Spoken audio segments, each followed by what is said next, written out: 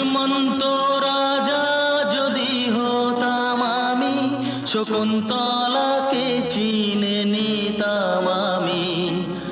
আংটি থাকুক না থাকুক তার আঙুলে, যেতাম না কখনো যেতাম